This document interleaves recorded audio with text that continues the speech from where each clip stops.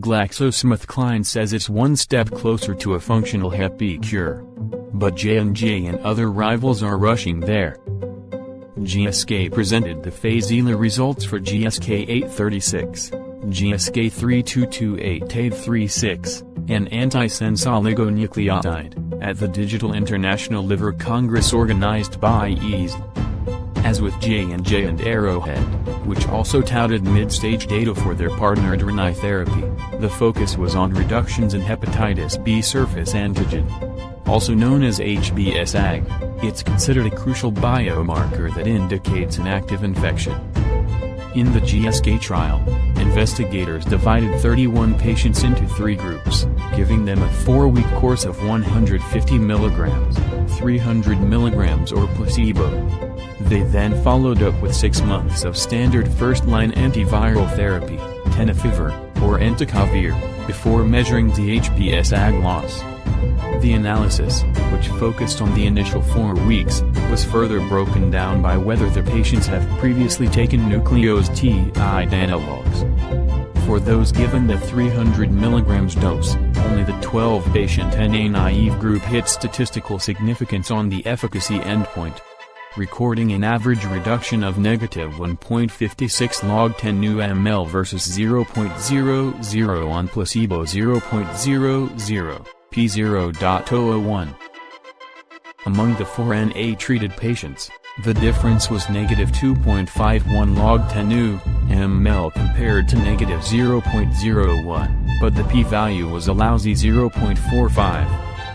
Investigators added, across both treatment groups, of the 6 patients with HBsAg reduction greater than 3.0 log 10 μml, 4 patients had levels falling below the limit of quantification, 0.05 TUML.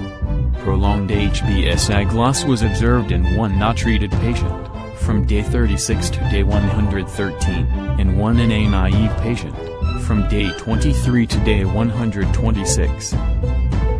The goal to achieve functional cure at an early age would potentially have a lower risk of liver-related complications and liver cancer, Yuan, a professor at the University of Hong Kong, said in a statement. The higher dose was selected for Phase 2b studies across Europe, Africa, North America and Asia. While flares of the enzyme out were common as HBsAg depleted, the scientists chalked it up to clearance of infected hepatocytes and noted that they self-resolve. J&J and Arrowhead, meanwhile, reported on the crown jewel from their $3.7 billion pact. In the Aroid 1001 study, J&J 3989 was administered 3 times through day 56, in combination with daily oral ENA treatment.